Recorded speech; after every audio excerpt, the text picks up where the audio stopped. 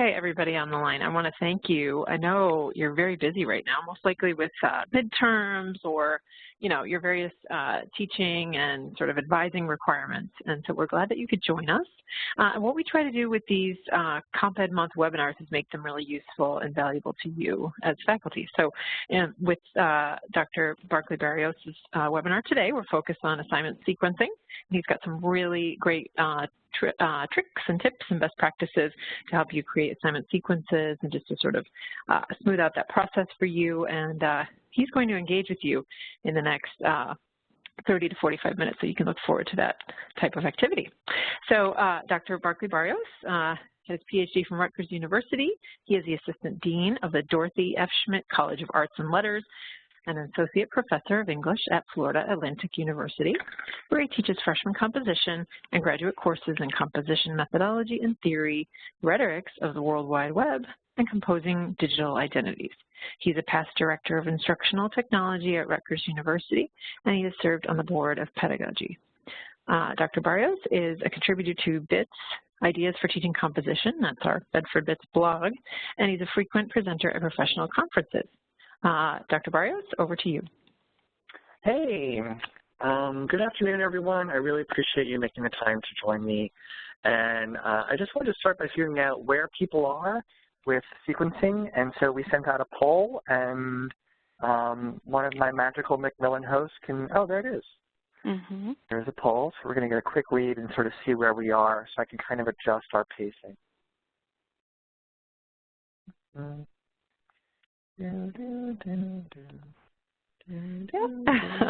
Okay, everybody, so I'll read the poll since we're waiting.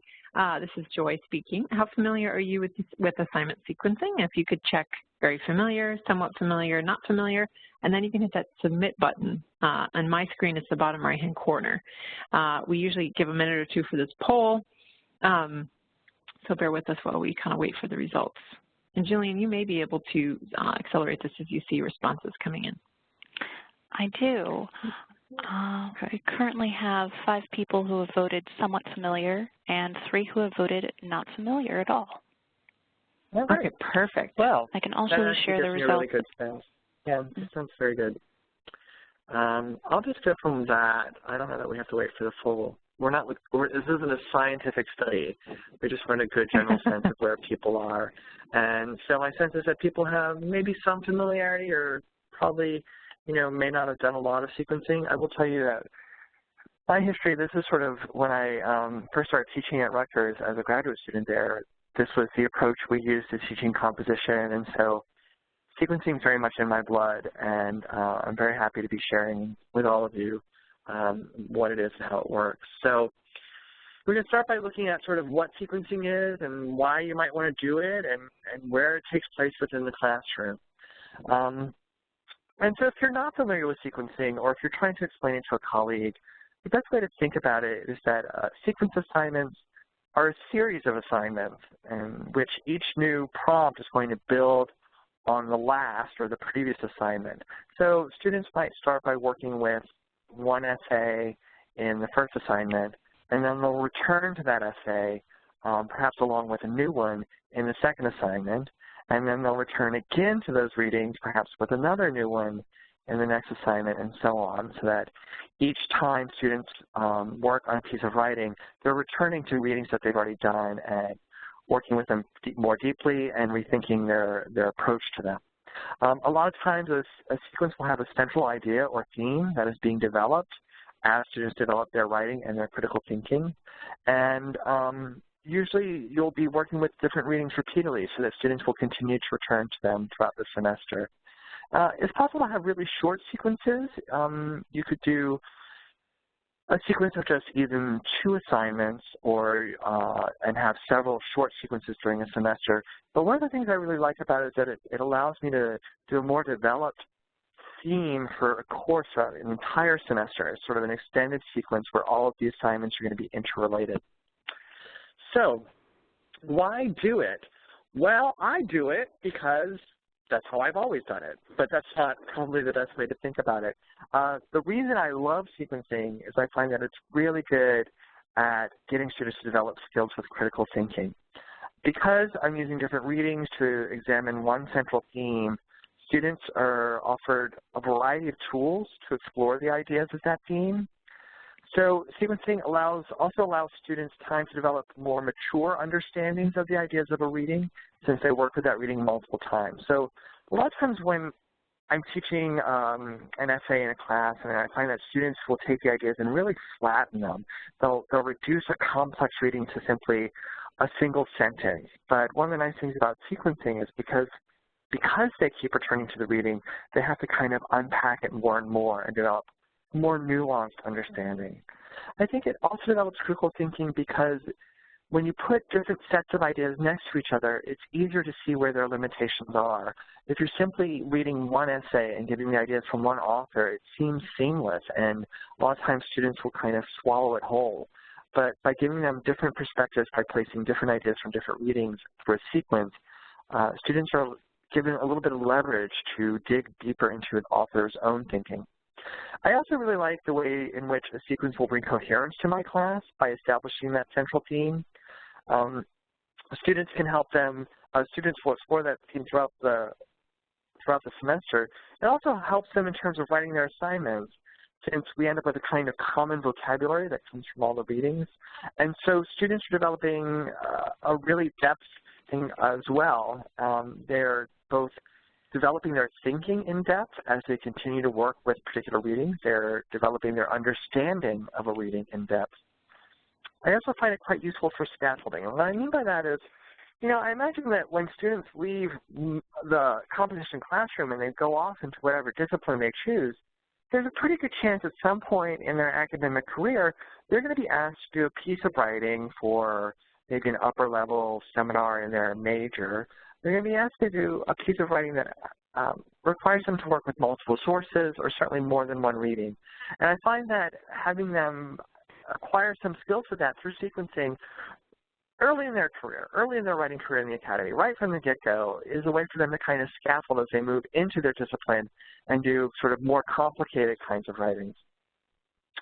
I also think it works as a springboard, particularly I find it particularly good for research writing. One way to think of a sequence is that it's kind of a thematic research course where you've, in some ways, done a core set of research already for the students. And so instead of just setting them free in the world with a large topic, working with a sequence gives them a small set of selected sources that you know are reliable and you know have depth. Students can work with those from the textbook, do some writing on that, and then supplement it by doing their own research. It really provides a good model for what a solid academic source would look like. So where does it fit into your class? Obviously, sequencing takes place primarily in the assignments, but what I find is that when I'm sequencing, it tends to saturate my entire class. So it really affects the way we structure discussions in the class. So for example, if we're reading a new essay, we're going to spend some time discussing how the ideas of that essay relate to the ideas of the essay we've just read before. So discussion always takes place within that larger context of the sequence and the ideas and the readings we've already done. That then also affects the classwork. A lot of times when I'm having students do small group work on writing, it will involve things like connecting the ideas between two different authors or writing a paragraph where they're working with quotations from two different authors. So the sequence then also kind of structures the kind of classwork they're going to be doing. Finally, I find it really does, it kind of affects the way I grade. I find sequences are really good if you're doing a sort of portfolio approach to grading or modified portfolio approach, because the writing is developing, the thinking is developing, and then each sequence can be kind of a portfolio of writing that really reflects the way students have developed. So even though sequencing is specifically about assignments, it does sort of get reflected in all aspects of your course. So that's what sequencing is, that's where it happens, but I really wanted to spend a lot of time today thinking about how to do it. So the first approach I want to talk about is something that I like to call reading-centered. So the way this works is I start with a reading out of the book that I really want to teach. But what I've learned from hard experience is that I can't love the reading too much. It can't be a reading that I really feel very strongly about politically or strongly about the writing, because students are not going to get it. They're not going to get it the way I get it, and then I'm going to get mad at them because they don't love the reading, or I'm going to get mad at them because they don't understand it the way I do, or I'm going to get mad at them because they disagree with it. So I try to find something I think is really interesting, something that's kind of exciting for me or quirky for me, but not something near and dear to my heart, so that I can kind of not get overly invested in it. The next thing I do is sort of sketch a pattern, and by that I mean simply for each writing assignment, how many writing assignments am I going to have, and for each one of those, how many readings do I want students to work with? In our program here at Florida Atlantic University, generally assignment 1 is on the first reading, assignment 2 is on reading 1 and reading 2, and then we have a third paper assignment that works with 3 readings, and then that pattern repeats for the second half of the semester. But laying out that pattern will really help me kind of figure out, okay, how many readings do I need to find? How do I need them to connect? So I want to have a good sense of my assignment pattern. Then I take that reading that I find really quirky and interesting and I really want to teach and I'm very excited about it, but I'm not too in love with it, and I jot down all the ideas and themes. I jot down core concepts, any specialized terms, broad themes, just sort of a whole sort of tag cloud or mind map of how that reading triggers different associations for me. Then I simply start scanning through the table of contents of emerging, and I look for readings that will connect. Now, we'll talk a little bit more about some of the tools that are in the book that will help you do that. Now, as a bonus, this is the great secret, and that is, instead of finding readings that are really closely connected, a lot of times what I'll do is find at least one reading that seems completely unconnected. Because what happens is that students always write the most exciting papers. There's something about choosing a reading that seems on the surface to be unconnected that really adds an extra layer of critical thinking. And the kind of rule of thumb is there's always a connection between any 2 readings. So a lot of times I find it useful, exciting, fun. It's a good break for students if they're not always thinking about the exact same theme, to find that one reading that's just unconnected enough. So once I've done that, I've jotted down my ideas, I've jotted down my themes, I've located my readings, then I really develop the theme. I really think about how do I want this to progress through each of the different assignments. And then as part of that, I consider what order should the readings come in. For me, a lot of times, for example, it's useful to start off the semester with a piece that might be a little extra approachable, one where maybe the ideas are sitting right at the surface just because students are going to be pretty new to academic reading and writing, and I want them to kind of have something they can grab onto early on. A lot of times I also find it useful to do really complex readings relatively early in the semester, not the first reading, but maybe the second, just because if I do them earlier, students have more time to work with them, more time in the semester to kind of unpack them. So I picked a reading that's quirky and I'm excited to teach, and I've got a good sense of the pattern of my assignments and how many I'm going to do, and I've jotted down ideas, and I've found my connected reading, and I put them in order, and then I really just have to sort of sit down and write down the assignment. Sometimes I will do that for the entire semester. I'll write out the entire sequence of assignments. I do find it useful to kind of be a little loose, so maybe only write the first couple assignments and see how they're going in the classroom, so that I leave room to adapt to how students are doing and how the really sequence is emerging. So we're going to do this. This is the fun, spontaneous, exciting part where I could completely fall on my face and you can be laughing at me, but what we're going to do is we're going to choose a reading out of emerging suggested by you, and I believe we're going to be typing that in the chat window. Is that right? McMillan magical people? Are we just typing suggestions? The chat window is an option. Q&A is also an option, yeah. Oh, Q&A, right. So if you're familiar with any of the readings in emerging, and if you just want to pick any one of those random readings, I will spontaneously create a sequence of assignments based on whatever people suggest. So while you're doing that. Are you putting the options in, Jillian? The options? Yeah, I can put them in if you'd like me to. Would that be easier? Wait, we have somebody in the Q&A, Griselda Suarez, who says, Wesley Yang, Paper Tigers. Oh, good one. Are there any other suggestions, or should we run with that? Let's see. I don't see anyone else popping into the Q&A. Okay, well, why don't we just run with that? Yeah. First of all, Paper Tigers is a great reading.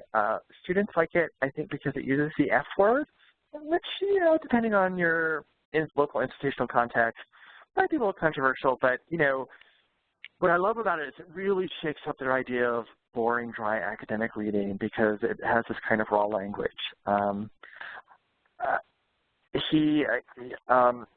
One second, got to find it in my notes. Yeah, so Yang is a Asian American writer, and he's really thinking about systems of education, stereotypes, cultural expectations, and it's a reading with a good amount of depth. It also talks about the bamboo ceiling, this sort of sense of there's kind of an absolute upper limit where Asian Americans have been able to rise in society. So there's really good, clear, conceptual stuff in there as well.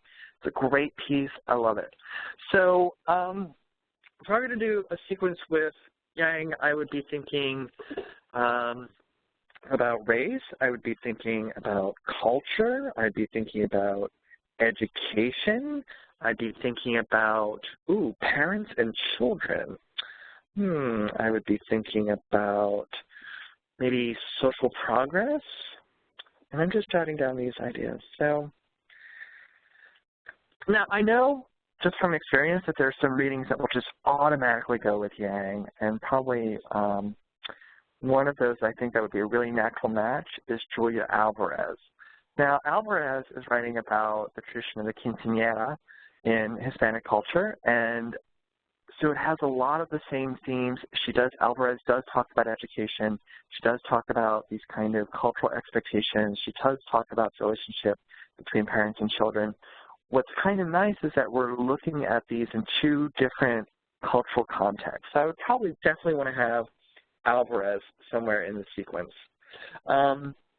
I really like the sense of education that Yang's talking about, so I think I want to pull that out a little bit more. One of the favorite readings I like to go to for anything dealing with education is Rebecca Nathan's Community and Diversity.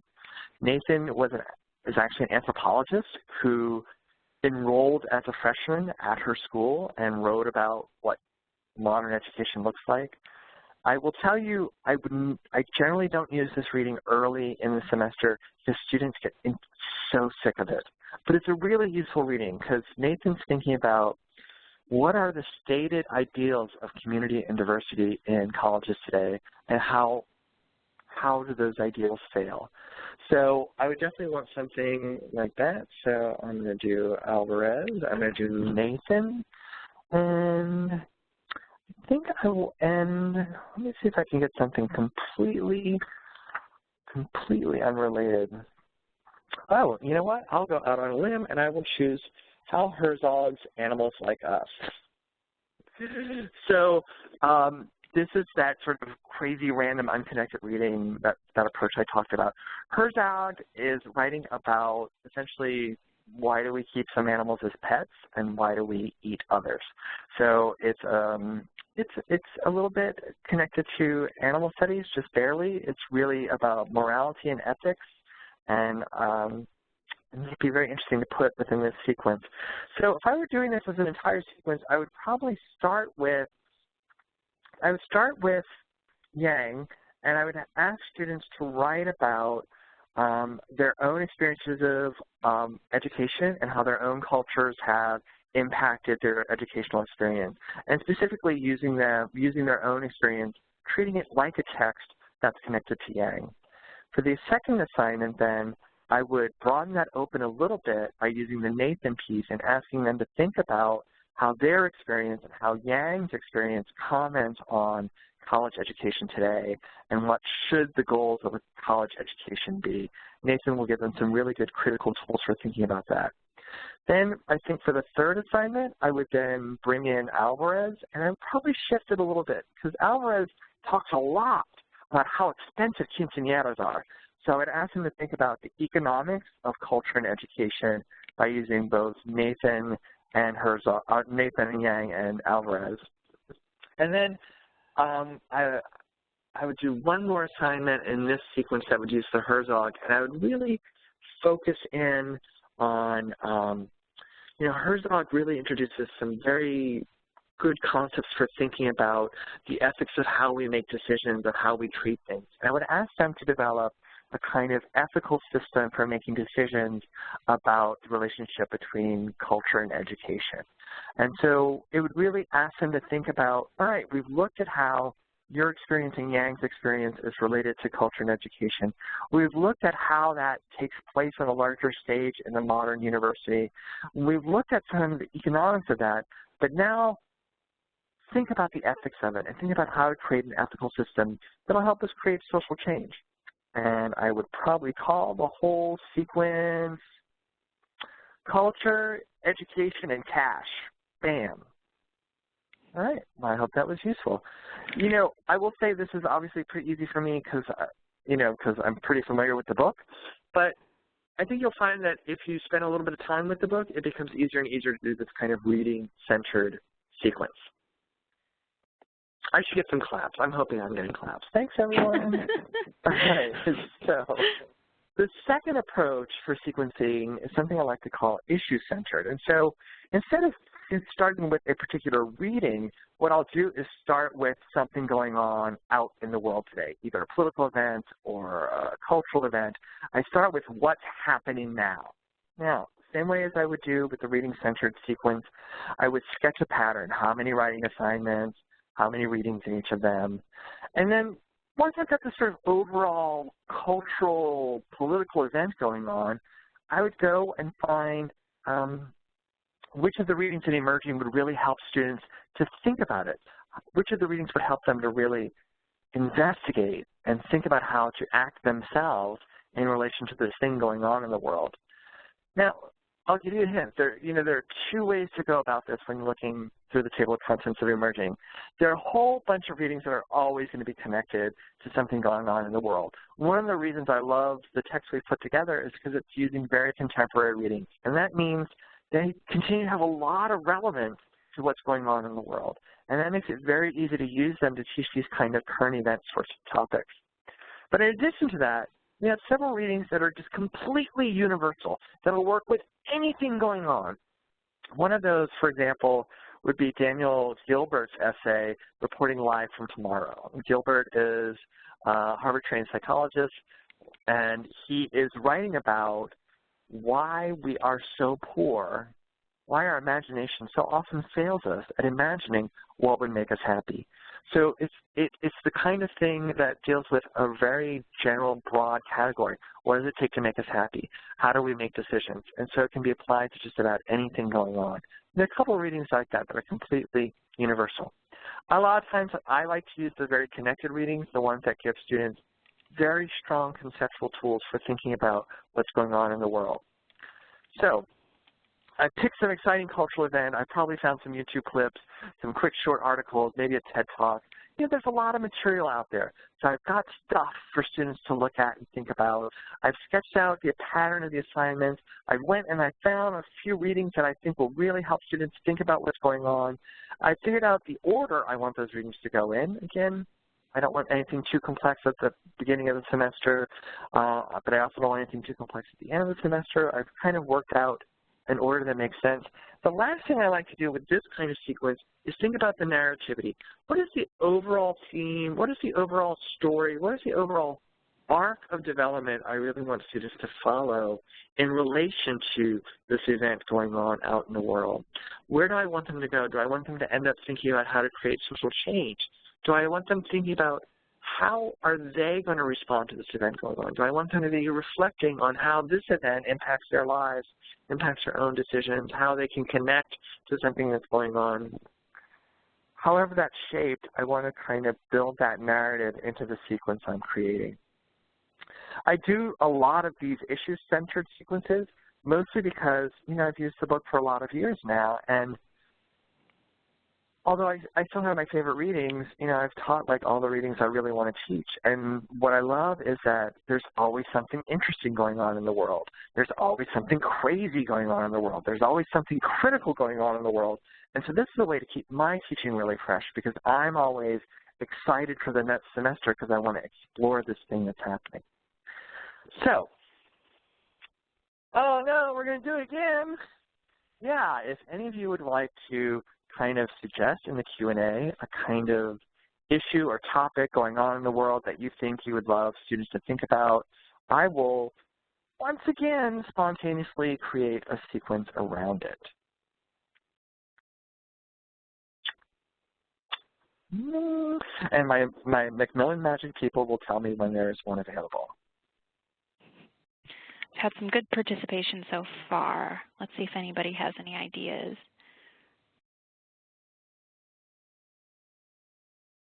Barclay, do you have some examples of the sort of... well, I mean, we're coming up on an election, right? So Donald Trump, Hillary Clinton, any political candidate you want to think about. What else has been going on in the world today? Orange is the New Black, you know, The Martian, anything that's happening in popular media, popular culture, Taylor Swift. So yeah, anything that you just find really interesting or quirky, anything that's really in the news. The Syrian refugee crisis would be great. Anything that you feel is important for students to think about? Caitlin Stark just put in human trafficking. Oh my God, that is a great one. I mean, it's not great, right? But we've done a lot of work on human trafficking here at my university. So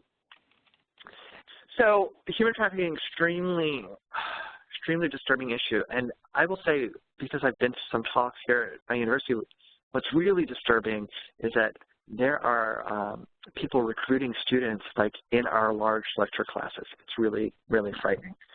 So, goodness, where would I want to start? So I would start by just jotting down every essay that I thought might relate to the topic. Madeline Albright, certainly, for thinking about issues of diplomacy. Her essay is really about the role that religion will play in world affairs, even though in the United States we have this kind of history of the separation of church and state. Definitely Kwame Anthony Appiah. His essays, Making Conversation and the Primacy of Practice, are about how do we get along and not kill each other in a very crowded, interconnected world, and also about how do we create social change? How do things change? So that's always a good one. I would also do, let's see, Mara Vistendahl, and she is writing about the kind of gender crisis in Asia that's resulted from a preference for male children. And I think since so much human trafficking, I mean, it happens in a lot of different ways, and I might even want to refine that topic a little bit more, but certainly trafficking in women is really quite prominent, and I think it would provide an interesting global context for what could be going on. I would also want to do perhaps Francis Fukuyama's Human Dignity. It's probably one of the most complex essays in the book, and even though he's really thinking about issues of biotechnology, he's thinking more fundamentally about what does it mean to be human? And I think this notion of human dignity, it would be so important for having students think about kind of the consequences and that come from human trafficking. Malcolm Gladwell, that's one of my current favorites. Gladwell is responding to this notion that the revolution will be tweeted, and so he's looking at the kind of ties between people that enabled social change in the civil rights movement and contrasting that to the kind of ties that are enabled by social media. And he kind of ends up arguing that social media is not great for creating real social change. So given how much, given there are a number of readings around social change, I would want to probably look at them all. I might then also include maybe Dan Savage and Urvashi Vaid's essays. It Gets Better and Action Makes It Better. mostly because they represent kind of ways in which social media can create change and create social change. And probably I would want to include Kenji Yoshino's preface in The New Civil Rights, since he's really thinking about how to create a whole new model for approaching civil rights. So, I mean, as you can see, just sort of skimming through the table of contents, I get a whole bunch of different possibilities. I think I would definitely want to do Gladwell, and I think I'll probably start with Gladwell. He's writing about social media. It's very approachable, but he's from the get-go creating a way for students to think about how do we make change happen? How do we solve problems in the world? I think from there, and after doing the Gladwell reading, I might have students look at some websites about human trafficking, look at some sort of Twitter accounts that deal with this, and have them really think about whether or not that sort of awareness raising actually does anything. From there, I think I would go to the Mara Vistendahl piece, because that would get to the aspect of gender in relation to human trafficking. And I think I will add another one, and I would go to Thomas Friedman next. So, you know, another aspect of human trafficking has to do with having importing immigrants into the country to work under completely inhumane conditions. There was actually quite a famous case of that here in Boca, actually. So what Friedman's looking at is sort of how a globally interconnected economy tends to promote political stability. He does talk about then this dark side of how terrorists use these global supply chains to promote terrorism. But I think by putting Friedman and Vistendahl together, supplementing that with Gladwell, it would really invite students to think about another dark side to globalization and the sort of traffic. I mean, right? Friedman's talking about trade. He's talking about economic trade and its stabilizing factor. I would love to then have students twist that a little bit more, complicate Friedman, and think about how trade in humans is also part of this globalized economy. So I've given students, I start off with a set of ideas in Gladwell for them to think about how to make social change happen. I asked them to think about it within these global contexts with Vistendahl and Friedman, both in terms of gender and the traffic in women, but also in the traffic of immigrants and the traffic in laborers through Friedman. I think I might want to end then probably with Appia, because I think Appia does a great job at bringing together all of these threads. He's thinking about how do cultures change. So it would connect as well with Vistendahl and with Gladwell and with the Friedman. And he's thinking more fundamentally about how do we get along in this global, complicated, interconnected world. So I think I end up calling the whole sequence something like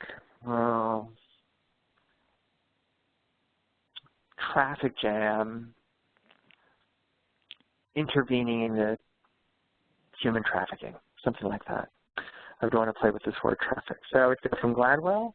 I would have students think about models of social change, to Vistendahl, how to apply those to cultures that traditionally value one gender over the other, and how that impacts the circulation of individuals. From there, I would broaden that to think about how the global economic landscape promotes the circulation of labor in inhumane ways. And then I really want to encourage students to think about how to create change in the world. So I would end once again with the sort of message of how to create change, and that would be the sequence. Awesome. Great. Yay. Okay, so there are more tools. You know, like I said, I've been doing this for so many years, it sort of has become a little bit not automatic. It's always a little bit of work, but if you're new to sequencing, if you're like, well, that was crazy, I couldn't do that, I don't want to do that, that's too much work, I have too much to do. Well, we have more tools available to you.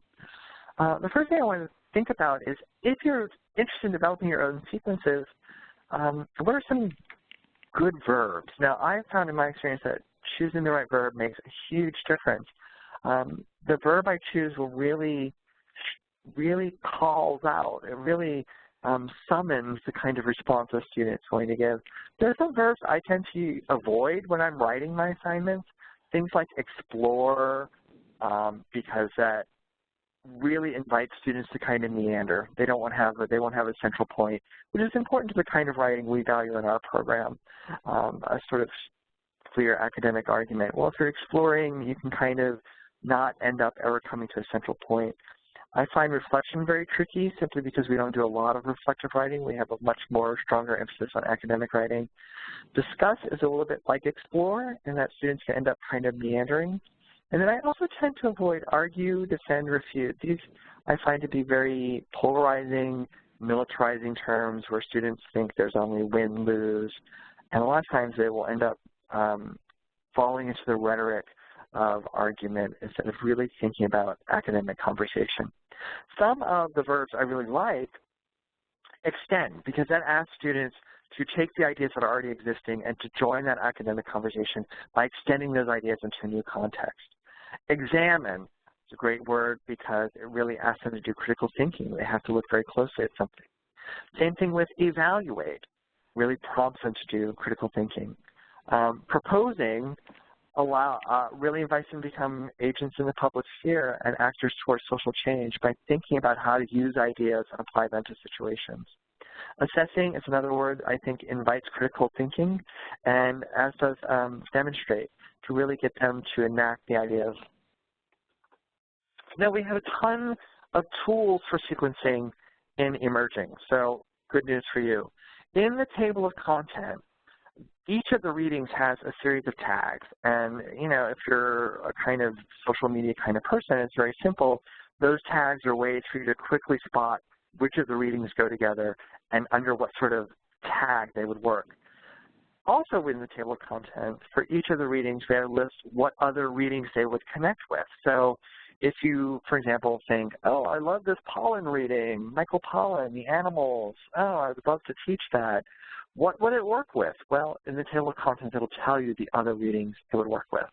The great news is, if this all sounds kind of interesting but a lot of work, we have sequences in the text available for you to use. You're welcome to use them just sort of straight out of the box the way they're written, but particularly if you're like, oh, I want to kind of push my pedagogical skill set, I'd love to write some sequences, a great way to get started is to take an existing sequence and just modify it.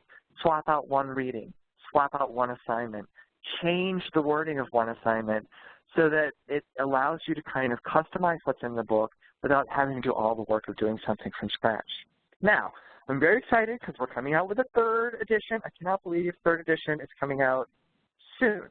One of the new things we have as a tool to help you think about sequencing, we have what's called disciplinary conversations. So we have grouped the different readings in emerging based on sort of broad disciplines, social sciences, natural sciences, humanities. And what's nice about this is you can kind of see if you have any interest in writing across the curriculum or writing in disciplines, you can see how the readings within emerging kind of work with particular disciplinary structures, and therefore you might want to choose a whole kind of social science sequence. We also have a separate thematic table of contents, which again will simply list certain key things like identity, and then we'll list all the readings that work with that. Also new for the third edition, we have, I think, 2 sequences that are specifically research sequences, where students will do a couple of assignments working with essays from the book and then go on to do their own research project. Finally, I am extremely proud of the instructor's manual we have for emerging. And not only is it great because it's got all the materials I've used for over 10 years to orient our teachers, but for each reading, there's also, again, a set of other readings that it would work with. So if this is something you want to try, and if you are using emerging or you're thinking of using emerging, we've tried to build any number of paths for you to get into that. And I want to thank you all. So those are some of the tools, some of the approaches, some of the ways I do sequences, and I'd really like to open this up and hear what people have to say and answer any questions. Great. Thank you, Barclay. So everyone, this is Joy again from Bedford. Just looking to see your questions or comments in the chat or the Q&A windows. I see there were some questions all along, which I think have since been clarified. But if anything isn't clear, definitely let us know. And while we're waiting for a few comments to come in, I want to make one little mention of our new McMillan Community site. We have a dedicated space at community.mcmillan.com for English composition faculty. And if you teach literature, there's additional content for lit in that space as well. So Barclay, along with several of our other authors, is a blogger there. And there's a lot of great content for you to download, including our professional resources. So definitely check it out. We'll put that in the chat for you, that website. It's awesome. Jillian, It's the best version of those resources that Bedford McMillan has done yet. I've checked it out. Nice, thank you.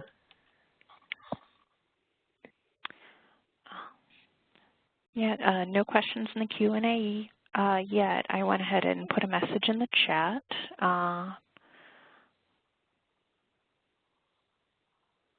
Okay, great. I think, Barclay, what we saw earlier were some other suggestions for your sequences, which you've since completed. So. Okay. Well, I will say, you know, if people are interested in trying out sequencing, but they're still feeling a little skittish, and particularly if they had a suggestion that I didn't go with, people are welcome to email me and say, oh, I'd like to do a sequence about this reading or about this topic. What suggestions do you have? And I'd be happy to share my experiences and offer ideas. Great. Barclay, do you want to put your screen back up, your last screen, so people can see your email one more time? I don't know why it did that. Oh. There it is. bbarrios@fau.edu. Mm-hmm. Perfect. And if you go to our catalog, that's where you can request your exam copy of the new edition of Emerging.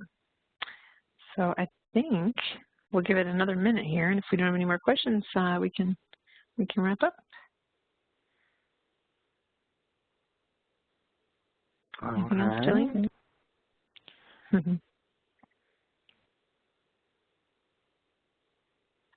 Yeah, I'm just seeing the suggestions that came in after you went through human trafficking, mainly things like out-of-control fires in Indonesia. Janie Blitch had criminal justice and the Ferguson effect. Yeah, you know, Gladwell is such a great piece because he's specifically looking about what enabled the civil rights movement and the kind of really strong connections and bonds that people had with each other. So given all of the kind of continued tensions around race, Gladwell's great. Steve Olson writes, his piece is called The End of Race, and it's really about, he looks at the effects of intermarriage in Hawaii and how there's really no genetic basis for race anymore, but then also thinks about why race continues to persist as a concept. Jennifer Posner's piece, Ghetto Bitches, Cha-Cha Divas, and China Dolls, is a great piece also for thinking about race. She's looking at Tyra Banks' show, America's Next Top Model, and the way in which reality television promotes these kind of racialized gender stereotypes.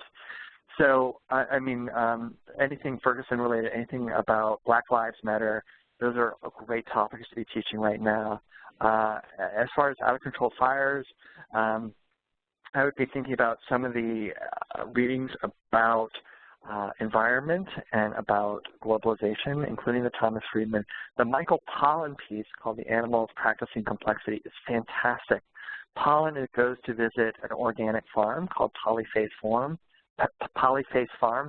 and really looks at how this farm is incredibly productive, more productive than any other kind of organic farm, because the farmer, Joel Sappleton, really approaches it as a whole system and the interrelation of all the pieces of that. So thinking about any kind of environmental disaster, Pollan's great for getting students to think about kind of issues of ecology.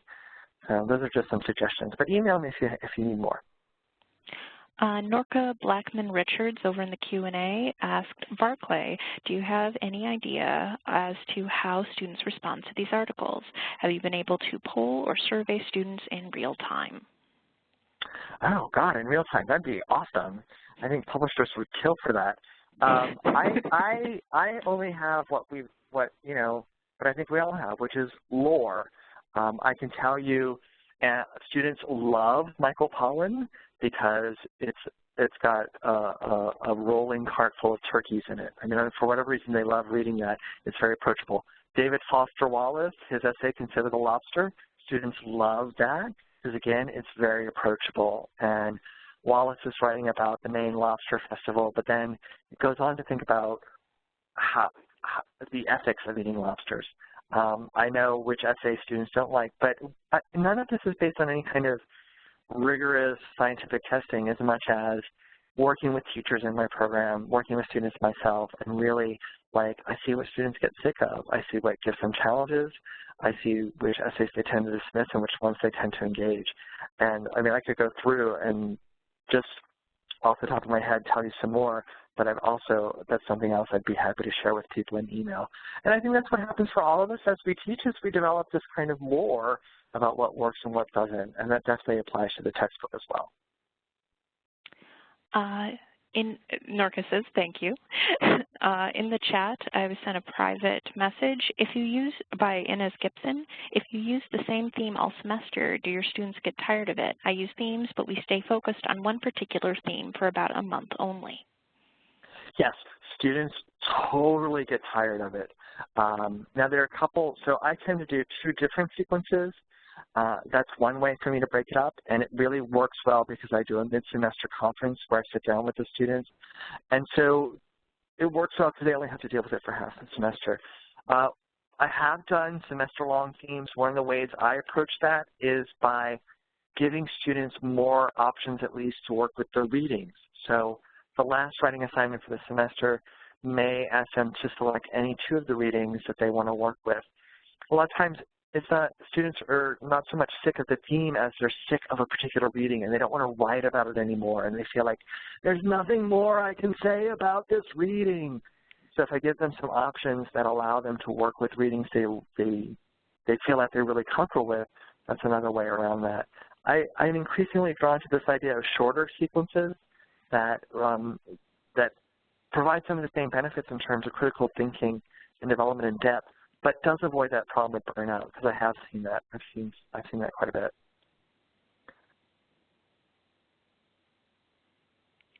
Okay, great. And Inez says thank you. Awesome.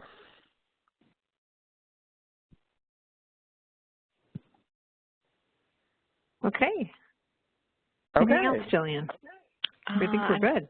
Yeah, I'm not seeing any more questions filter in. But, all right. Well, I want to thank everybody for joining the webinar today. As we said, we'll send this link back out to everyone who participated and who registered and couldn't join us today. Anything else, Barclay, that you'd like to add? We give you the final word. I am just so grateful that everyone showed up, and I hope everyone has a great week and a great rest of the semester. Thank you so much. Thank you for preparing this content today, and happy sequencing, everybody. Happy sequencing!